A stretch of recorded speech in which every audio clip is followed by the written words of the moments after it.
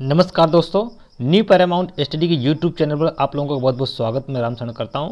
और देखिए, उत्तर प्रदेश शिक्षक पात्रता परीक्षा यानी यूपी टेट 1 से 5 तक की जो प्राइमरी का एग्ज़ाम होता है उसमें इन्वायरमेंट जो होता है बहुत ही महत्वपूर्ण होता है। मैं आप लोगों को ये विश्वास के साथ कहता हूँ कि अगर आप लोगों ने प्रीवियस ईयर क्वेश्चन पेपर को एक बार दो बार रिपीट करके आप देख लेते हैं तो यहाँ से आपके बहुत ज़्यादा यानी 90% कह सकते हैं कि आपके एग्ज़ाम में क्वालिफाई करने के लिए हो जाता है। तो चलिए मैं एक एक करके आप लोगों के पास जितने भी बोर्ड में आए हुए एग्ज़ाम के पेपर होंगे सभी पेपर को मैं सॉल्व करवाता हूं। तो आप लोग शुरू से अंत तक मेरे साथ बने रहिए।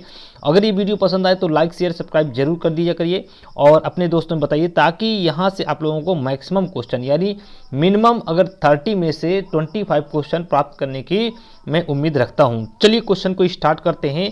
देखते हैं, पहला क्वेश्चन है पर्यावरण से है। पहला क्वेश्चन क्या है कि भारतीय संविधान ने राष्ट्रीय गान को अपनाया कब अपनाया था? ए ऑप्शन है देखिए 20 जनवरी 1950 को, बी ऑप्शन है 24 जनवरी 1950 को, और सी ऑप्शन है 21 मई 1949 को, और डी ऑप्शन है 13 नवंबर 1949 को। तो देखिए इसका जो करेक्ट आंसर हो जाएगा, यहाँ पर करेक्ट आंसर क्या हो जाएगा? देखिए क्वेश्चन को बहुत ध्यान से पढ़ना है और देखना है कि इस तरह के जो क्वेश्चन होते हैं आपके एग्जाम में पूछे जाते हैं। हर कंपटीटिव एग्जाम पूछे जाते हैं, जो इन्वायरमेंट सेक्शन होता है वहाँ भी पूछे जाते हैं। तो चलिए इसका जो करेक्ट आंसर हो जाएगा ऑप्शन नंबर बी यहाँ पर सही हो जाएगा, यानी 24 जनवरी 1950 को जो है राष्ट्रीय गान को यहाँ पर अपनाया गया था। ठीक है, राष्ट्रीय गान। और इसके बाद चर्चा कर लेते हैं कि कांग्रेस के 1911 में जो है कलकत्ता अधिवेशन में से गाया गया था। ठीक है, जनगण मन गायक का एक हमारा राष्ट्रगान होता है और इसको किसने गाया था? रविंद्रनाथ टैगोर द्वारा इसको गाया गया था। और इसके गाने की अवधि कितनी होती है? मिनिमम होती है यानी ये होता है, कितना होता है? मिनिमम 52 सेकंड होता है। ठीक है, ये भी आपको याद रखना है कि 52 सेकंड में इसको हम लोग क्या कर सकते हैं? गा सकते हैं। चलिए अगला क्वेश्चन देखते हैं। अगला क्वेश्चन ये है कि पुष्कर मेला कहाँ आयोजित किया जाता है? ए ऑप्शन है जयपुर, बी ऑप्शन है उदयपुर, सी ऑप्शन है जोधपुर, और डी ऑप्शन है अजमेर। तो इसका जो करेक्ट आंसर हो जाएगा ऑप्शन नंबर डी यहाँ पर सही हो जाएगा। ये अजमेर में जो आयोजित किया जाता है। तो राजस्थान के अजमेर से जो है लगभग 11 किलोमीटर की दूरी पर हिंदुओं का एक प्रसिद्ध जो है तीर्थ स्थल पुष्कर नाम से है। तो यहाँ कार्तिक में जो है यानी कार्तिक की जो पूर्णिमा होती है उस दिन ये मेला लगाया जाता है। यहाँ पर पुष्कर झील तथा ब्रह्मा जी का मंदिर भी अवस्थित है। तो इसलिए आपका ये आंसर ये हो जाता है। चलिए क्वेश्चन नंबर 3 देखते हैं। 123 क्वेश्चन है। अगला क्वेश्चन देखते हैं, निम्नलिखित पराबैंगनी किरणों में से कौन सा अधिक हानिकारक जो है ये होती हैं? कौन सा होती हैं ये आपको याद रखना। ए ऑप्शन देखते हैं UVA, बी ऑप्शन है UVB, सी ऑप्शन है UVC, और डी है इनमें से कोई नहीं। तो इसका जो करेक्ट आंसर हो जाएगा ऑप्शन नंबर सी हो जाएगा। अल्ट्रा वायलेट जो है ये जो किरणें होती हैं ये जो सबसे ज़्यादा हानिकारक पहुंचाती हैं। तो ऑप्शन नंबर सी इसलिए करेक्ट हो जाएगा। अगला क्वेश्चन देखते हैं कि अगला क्वेश्चन ये है कि बताना है आपको कि निम्नलिखित में से कौन सा जैव मंडल का अजैविक घटक नहीं है? ठीक है, जैव मंडल का अजैविक घटक नहीं है। ए ऑप्शन है प्रोटीन, बी ऑप्शन है मृदा, सी ऑप्शन है कवक, और डी ऑप्शन है फास्फोरस। तो यहाँ पर देखिएगा इसका जो करेक्ट आंसर हो जाएगा ऑप्शन नंबर यहाँ पर बिल्कुल सी सही हो जाएगा। कवक जो है ये अजैविक घटक के अंतर्गत नहीं आता है और बाकी जितने भी ऑप्शन है सभी अजैविक घटक के अंतर्गत आते हैं। अगला क्वेश्चन देखते हैं। 125 का क्वेश्चन है। क्वेश्चन ये कह रहा है कि गिरी शेर परियोजना अवस्थित है कहाँ है? ए ऑप्शन है गुजरात, बी ऑप्शन है महाराष्ट्र, सी ऑप्शन है उत्तर प्रदेश, डी ऑप्शन है मध्य प्रदेश। तो इसका करेक्ट आंसर हो जाएगा ऑप्शन नंबर ए यहाँ पर बिल्कुल सही हो जाएगा, अर्थात गुजरात। चलिए देखिए क्वेश्चन बहुत महत्वपूर्ण है। अगर ये क्वेश्चन को आपने सही से पढ़ लिया और ध्यान दे लिया तो यहाँ से आपके मैक्सिमम जो है आपके एग्जाम में नंबर दिला करके जाएगा। चलिए 126 का क्वेश्चन देखते हैं। क्या है? WWF से आशय क्या है? ए ऑप्शन है world wide fund, B option है वर्ल्ड वाइड फंड होता है, सी ऑप्शन है वर्ल्ड वाइड लाइफ फंड, और यहाँ पर डी ऑप्शन हो जाएगा वर्ल्ड वॉच फंड। तो इसका 126 का करेक्ट आंसर हो जाएगा ऑप्शन नंबर यहाँ पर बिल्कुल सी सही हो जाएगा। क्या हो जाएगा? यहाँ पर जो ऑप्शन नंबर होगा सी बिल्कुल यहाँ पर सही हो जाएगा, अर्थात वर्ल्ड वाइड फंड ऑप्शन बिल्कुल सही हो जाएगा। अगला देखते हैं। अगला क्वेश्चन क्या है? 127 का है। गंगा नदी निकलती है कहाँ से? ए ऑप्शन है अरावली, बी ऑप्शन है लद्दाख, सी ऑप्शन है गंगोत्री ग्लेशियर से, डी ऑप्शन है मिलाम ग्लेशियर से। तो इसका जो करेक्ट आंसर हो जाएगा ऑप्शन नंबर सी यहाँ पर सही हो जाएगा। गंगोत्री ग्लेशियर से गंगा नदी का उद्गम होता है। चलिए अगला क्वेश्चन देखते हैं। अगला क्वेश्चन ये आपके एग्जाम की दृष्टि से बहुत ही महत्वपूर्ण है, तो आप लोग शुरू से अंत तक वीडियो में बने रहिए और मुझे जरूर बताइए कि वीडियो कैसे लगा। 128 का है, निम्नलिखित में से भारत में निम्नलिखित में से कौन सी एजेंसी मुख्य रूप से प्रदूषण के मापन से संबंधित है। 128, तो ए ऑप्शन है ग्रीन ट्रिब्यूनल, बी ऑप्शन है केंद्रीय प्रदूषण नियंत्रण बोर्ड, सी ऑप्शन है केंद्रीय जल आयोग, डी ऑप्शन है सर्वे ऑफ इंडिया। तो इसका correct answer option number B सही हो जाएगा। केंद्रीय प्रदूषण नियंत्रण बोर्ड जो है इसका ऑप्शन बिल्कुल सही हो जाएगा। चलिए अगला क्वेश्चन देखते हैं। 129 का है, कोटोपैक्सी एक जागृत ज्वालामुखी जो अवस्थित है। ए ऑप्शन है सिसिली में, बी ऑप्शन है हवाई द्वीप हवाई में, सी ऑप्शन है इंडीज में और डी ऑप्शन हो जाएगा यहाँ पर राकीज में। तो 129 का जो करेक्ट आंसर हो जाएगा ऑप्शन नंबर यहाँ पर सी बिल्कुल सही हो जाएगा, यानी इंडीज में सही हो जाएगा। क्या हो जाएगा? इंडीज में यहाँ पर हो जाएगा। कौन सा है? कोटोपैक्सी एक जागृत ज्वालामुखी है जो इंडीज में अवस्थित है। चलिए अगला क्वेश्चन देखते हैं। अगला क्वेश्चन देखिए, बड़ा इंपॉर्टेंट क्वेश्चन है, सारे क्वेश्चन इंपॉर्टेंट है जो आपकी एग्जाम की वजह से बहुत महत्वपूर्ण है। तिब्बत की सांगपो नदी भारत में किस नाम से जानी जाती है? ए ऑप्शन है गंगा, बी ऑप्शन है जमुना, सी ऑप्शन है ब्रह्मपुत्र और डी ऑप्शन है सिंधु। देखिए इसका जो करेक्ट आंसर हो जाएगा ऑप्शन इसका हो जाएगा, ऑप्शन नंबर क्या हो जाएगा? ऑप्शन नंबर यहाँ पर सी बिल्कुल सही हो जाएगा, ब्रह्मपुत्र। ब्रह्मपुत्र जो है ये मानसरोवर झील से निकली हुई है और ये आपकी भारत के बाहर से निकली हुई है, यानी कह सकते हैं इसको चाइना से, और वहाँ से ये नदी निकलती है और जब भारत में आती है तो ये इसको बांग्लादेश में किस नाम से जानते हैं? इसको बांग्लादेश में किसके नाम से जाने जाते हैं? इसको जानते हैं हम यमुना के नाम से जानते हैं, ठीक है। तो इसलिए ये ऑप्शन नंबर सी बिल्कुल सही हो जाएगा। चलिए अगला क्वेश्चन देखते हैं। अगला क्वेश्चन ये है कि 131 का है, घास भूमि क्षेत्र के परितंत्र की खाद्य श्रृंखला में सबसे उच्च स्तर के उपभोक्ता होते हैं। सबसे उच्च स्तर के उपभोक्ता होते हैं, ये आपका क्वेश्चन है। तो देखिए यहाँ पर ए ऑप्शन है शाकाहारी, बी ऑप्शन है मांसाहारी, सी ऑप्शन है जीवाणु और डी ऑप्शन है मांसाहारी व शाकाहारी। तो इसके अंतर्गत हम देखेंगे इसका करेक्ट आंसर हो जाएगा ऑप्शन नंबर यहाँ पर बी बिल्कुल सही हो जाएगा, अर्थात मांसाहारी जो होते हैं उच्च श्रृंखला में यहाँ पर पाए जाते हैं, ठीक है। तो अगर यहाँ पर देख सकते हैं कि भूमि क्षेत्र के परितंत्र की जो हम खाद्य श्रृंखला में सबसे उच्च स्तर पर ये किसको रखा गया है? उपभोक्ता मांसाहारी को रखा गया है। ऊर्जा प्रवाह और पोषक तत्वों के चक्रण में प्राथमिक उत्पादक एवं अपघटकों की विशेष भूमिका होती है, क्योंकि पारिस्थितिक तंत्र के जैविक घटकों में प्रवेश द्वार पर प्रथम उत्पाद होते हैं और निकास द्वार पर क्या होते हैं? अपघटक होते हैं। जैसे मैं एग्जाम्पल ले लेता हूँ, सबसे पहले मैं घास ले लूँगा, इसके बाद टिड्डा ले लूँगा, इसके बाद मेढक हो जाएगा, इसके बाद सर्प हो जाएगा और सर्प के बाद यहाँ पर गिद्ध हो जाएगा, ठीक है। तो इस तरह से ये बनता है, यहाँ पर क्या एक सीरीज बनती है, यानी पिरामिड बनता है। चलिए अगला क्वेश्चन देखते हैं, वेरी वेरी इंपॉर्टेंट सारे क्वेश्चन हैं। तो अगला क्वेश्चन है 122 का है। देखिएगा यहाँ पर क्या कह रहा है सवाल में, वायुमंडल का प्रमुख स्तर जो पृथ्वी धरातल से नजदीक होता है। तो ए ऑप्शन है समताप मंडल, बी ऑप्शन है क्षोभ मंडल, डी ऑप्शन है मध्य मंडल और डी ऑप्शन है यहाँ पर आयन मंडल। देखिए मैं आप लोगों को एक सीरीज बता देता हूँ यहाँ पर कि जो बहुत ही इंपॉर्टेंट है। देखिए सबसे निचले स्तर में क्या होता है?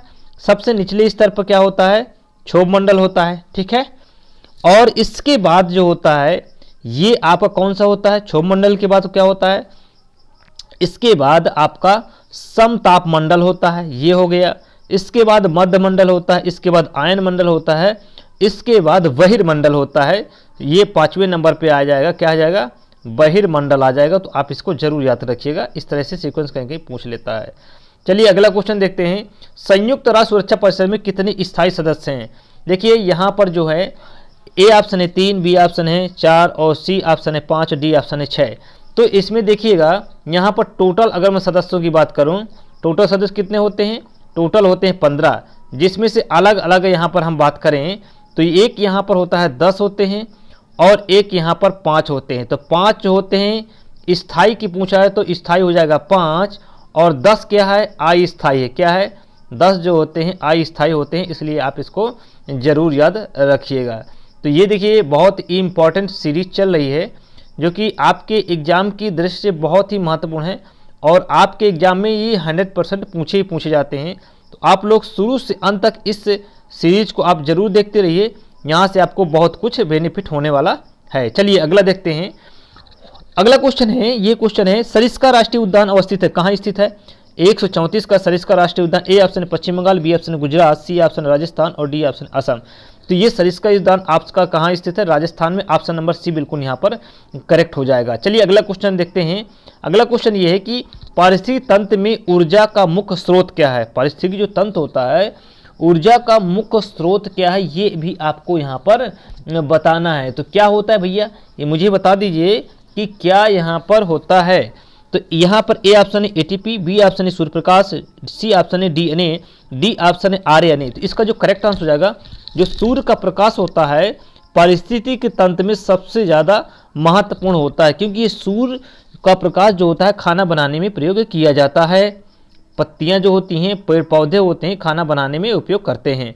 एग मार्क का संबंध किससे है? ए ऑप्शन गुणवत्ता से, बी ऑप्शन पैकेजिंग से है, सी ऑप्शन संसाधन से है, डी ऑप्शन है उत्पाद से। तो इसका जो करेक्ट आंसर हो जाएगा ऑप्शन नंबर ए यहाँ पर, यानी किसी भी चीज़ की गुणवत्ता वस्तुओं की ध्यान में रखने के लिए जो है इसका संबंध एग मार्क जो है गुणवत्ता से संबंधित है। इसमें जो है विभिन्न प्रकार के उत्पादों पर एग मार्क लगा होता है, जिससे ये पहचान होती है कि यह एक तरह से डुप्लीकेट नहीं है। चलिए अगला क्वेश्चन देखते हैं। आर्सेनिक द्वारा प्रदूषण सर्वाधिक है कहाँ? ए ऑप्शन है उत्तर प्रदेश, बी ऑप्शन है मध्य प्रदेश, सी ऑप्शन है बिहार, डी ऑप्शन है पश्चिम बंगाल। तो इसका जो करेक्ट आंसर हो जाएगा ऑप्शन नंबर ए हो जाएगा, पश्चिम बंगाल हो जाएगा, क्योंकि वहाँ पर नदियों के किनारे जो ये आपका ये पड़ता है, तो वहाँ पर आर्सेनिक की मात्रा सबसे ज़्यादा पाई जाती है और इससे प्रभावित होता है। और भी क्षेत्र भी प्रभावित होते हैं, बिहार, झारखंड, असम, कुछ ऐसे क्षेत्र हैं जो कि ज़्यादातर जो है प्रभावित होता है। ठीक है, तो यहाँ पे नदियों का जो है पड़ाव होता है, इसलिए गंभीर रूप से प्रभावित होते हैं। अगर पड़ोसी देश की बात करें तो यहाँ पर बांग्लादेश भी प्रभावित होता है। जल में आर्सेनिक की अधिकता से ब्लैक फुट नामक बीमारी हो जाती है, याद रखिएगा। कौन सी बीमारी होती है? ब्लैक फुट नामक बीमारी यहाँ पर होती है। अगला क्वेश्चन देखते हैं। वन्य जीव सुरक्षा अधिनियम कब पारित किया गया था? वन्य जीव सुरक्षा अधिनियम कब पारित किया गया था?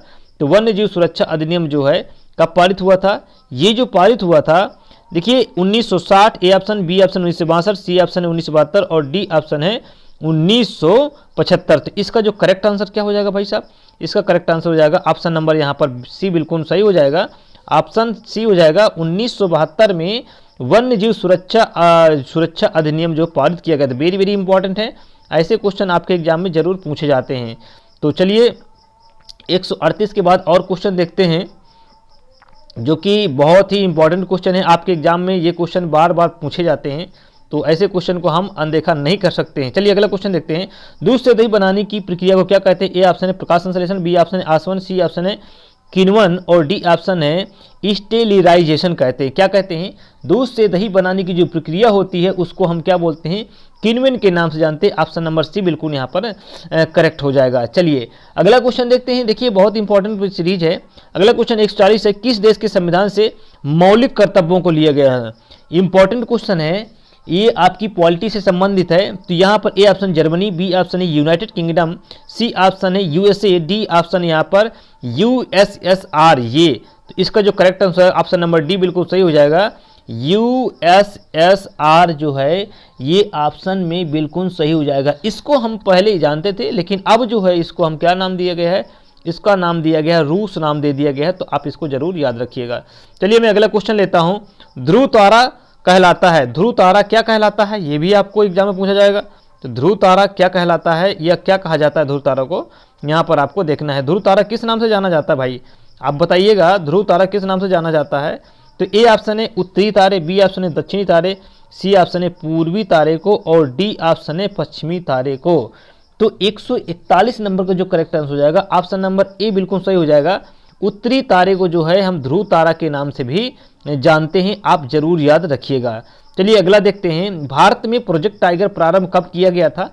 ए ऑप्शन है 1972, बी ऑप्शन है 1973, सी ऑप्शन है 1981, डी ऑप्शन है 1985। तो इसका जो करेक्ट आंसर हो जाएगा, प्रोजेक्ट टाइगर की शुरुआत 1973 में की गई थी। ये ऑप्शन में बिल्कुल जरूर याद रखिएगा, ये एग्जाम में कई बार क्वेश्चन ट्रेंड किया गया है। तो 7 अप्रैल 1973 को ये प्रारंभ किया गया था और इसके अंतर्गत ये है कि 9 बाघ अभ्यारण्य बनाए गए थे उस समय।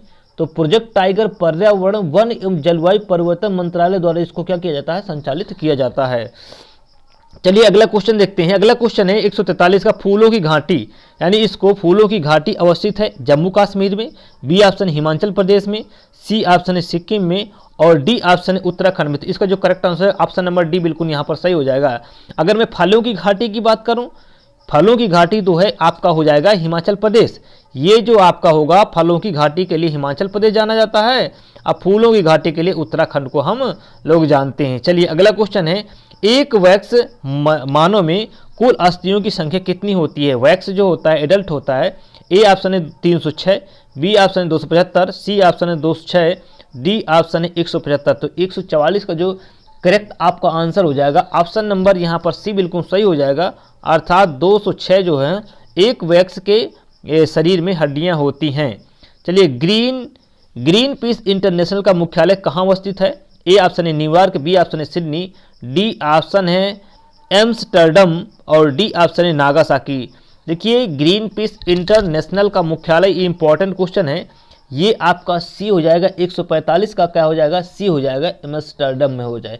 इसका उद्देश्य आखिर क्या है? वैश्विक स्तर पर व्यक्तिगत एवं सामूहिक प्रयासों के जरिए पर्यावरण संरक्षण प्रदान करना होता है। चलिए अगला क्वेश्चन देखते हैं भाई, बड़ा इंपॉर्टेंट क्वेश्चन है।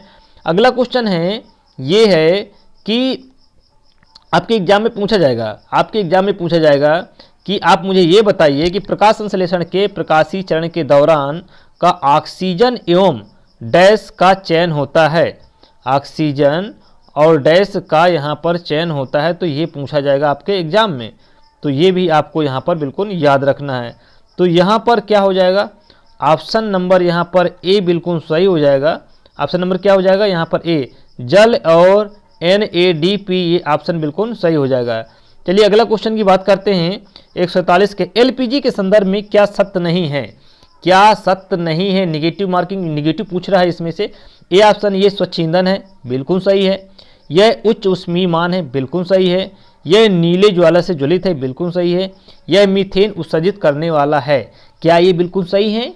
ऑप्शन में देखिएगा और जज करिएगा, इसमें क्या होता है? ये मीथेन उत्सर्जन करने वाला है, ठीक है। ये सत्य नहीं पूछ रहा है, इसमें पूछ नहीं रहा है, यह असत्य है। यह LPG कई हाइड्रोकार्बन गैसों का मिश्रण होता है। यह एक स्वच्छ ईंधन है जो गंध रहित होता है। इसके रिसाव को पता लगाने के लिए एथिल मरकेप्टन C2H5SH नामक पदार्थ मिलाया जाता है। LPG गैस उच्चतम ऊष्मीय मान रखता है और यह नीले ज्वाला के साथ जलता है। तो इसका जो करेक्ट आंसर हो जाएगा ऑप्शन नंबर यहाँ पर सी और डी बिल्कुल सही हो जाएगा, ये मीथेन उत्सर्जित करने वाला होता है।